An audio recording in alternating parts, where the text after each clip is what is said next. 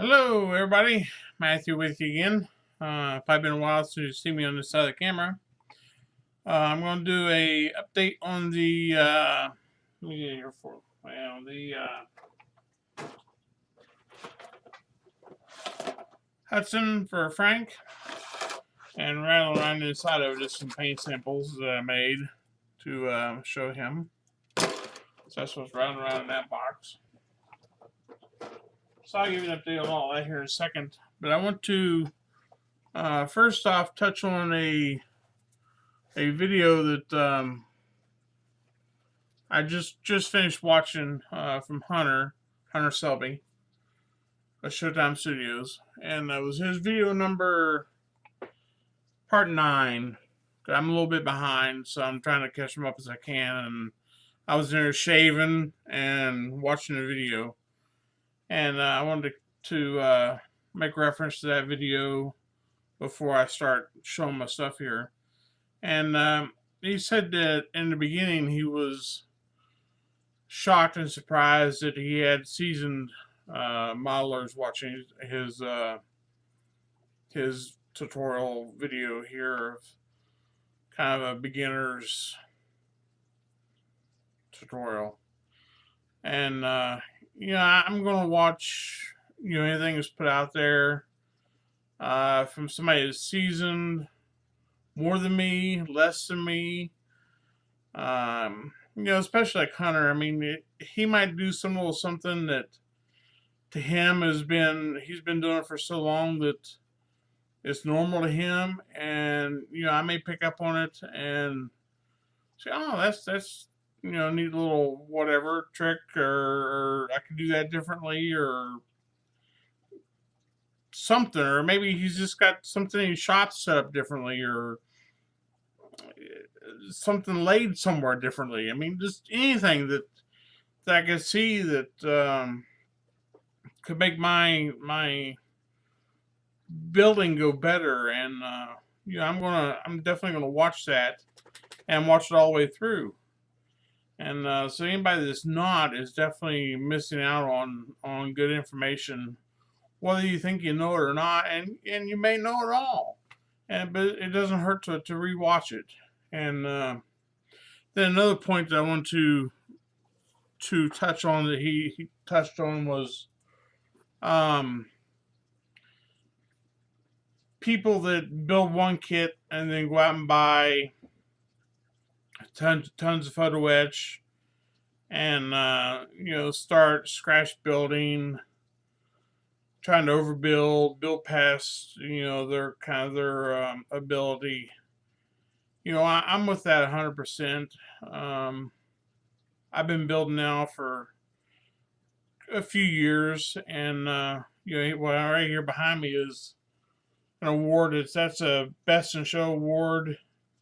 Up behind me here are 3 awards that are best in class, and I've never cut open door panels. I've never modified anything. And the last show I went to, I bought my very first photo etch parts ever, and that was in November, I believe. And here's the 2 photo etch parts that I bought. One is the spark plug photo etch to run your wires and looms and stuff through, and the other is for the carburetor linkages. You see them there. Yeah, you can see them better. Carburetor linkages. That's the only 2 photo etch I've ever bought. And to me, it's more important to get the basics, get the paint. Now my camera's not coming back. Come on, camera. Find me. It'll find me. Get all that down first. And like I said, you don't need all that to actually win something, to do a good model. Come on, camera. Come on. All right, there we go. And it's wheels, tires. I've never bought any ever. Pegasus, stuff like that, I've never bought. what comes in the kits, what I use.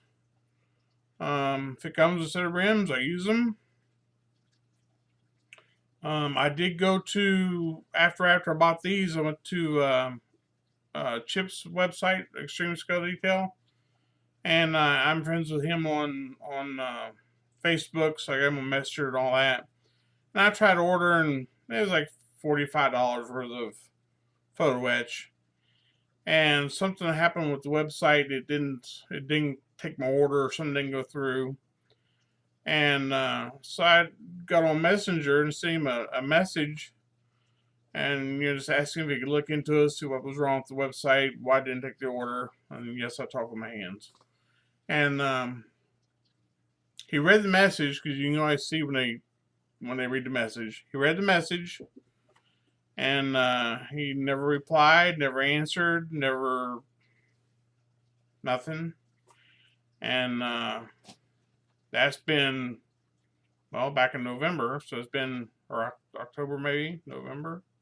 It's been whenever that last show was I went to. It was right after that. Because I came home and I was like, oh, photo etch, cool. And so I ran straight out and bought, a photo etch little tool. I knew once I got into it, then I was really going to get into it. That's why I had fought it for 4, 5, 6 years. And so he never answered back, and I never pursued it. I've never ordered any more anywhere else. I dropped it, and that was it. But another good example of what I'm trying to say, I guess, is at that show I was at, there was a guy that had a truck, and it was the 48 Ford, and he took one of the Mustang kits. I don't know which Mustang it was, one of the newer Mustangs. He took the front end, like the front grill shell, bumper area, and cut out the front of the Ford truck and mounted the Ford Mustang front end back into the truck. And then he done some other modifications back into the back of the truck. And you could tell he spent probably months on this. And I studied that truck for quite a while. And the body work was flawless.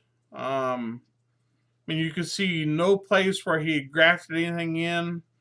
The putty work was perfect. There was no sand marks. It went together perfectly. He done an awesome job doing it. But the paint work was just horrendous. It just looked like he set it down in a sandblasting booth and just started spraying it in there. It was horrendous. And I can't say for sure how many cars was in that category. I wasn't in the category. I did vote for that car, or that truck rather, because it was the best in the category, sadly enough. But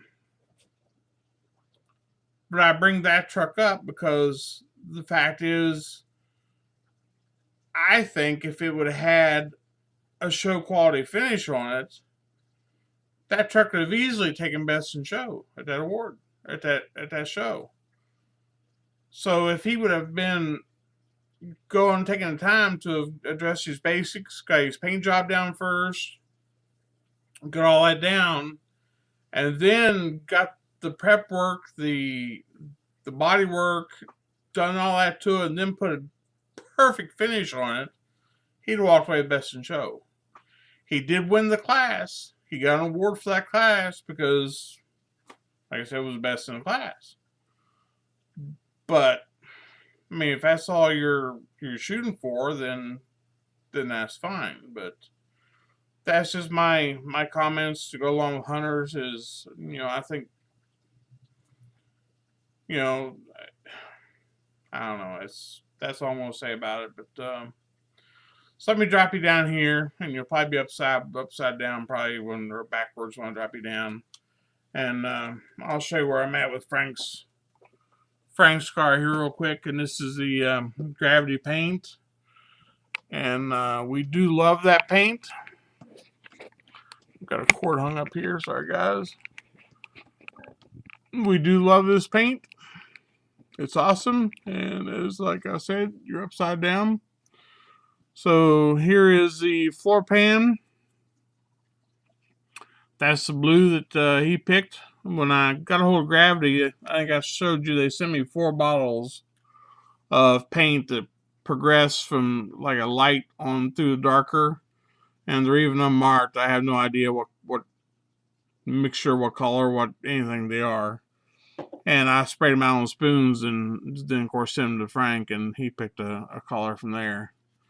But this is the color he chose. I primed it. Get up here a little bit. I'm gonna do some of this light. I get too much glare.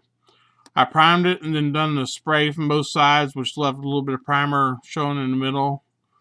So it gives it that, you know, the older time. I probably should have left a little bit more prime in the middle, but I carried away. And then by the other side, we got the black here. When brush painted that with the model colors, which is very good paint to brush paint. And then I've done that because I'm going to put the embossing powder, embossing powder over it.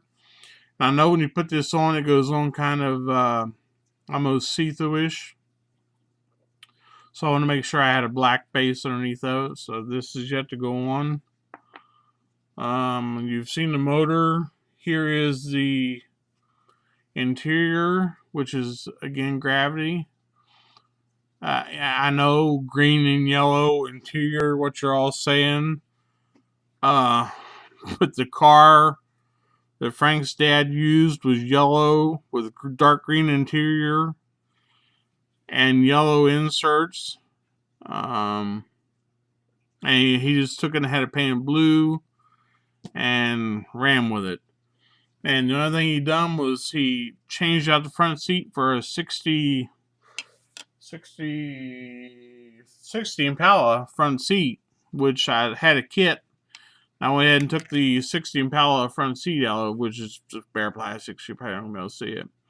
And this was a darker blue original front seat.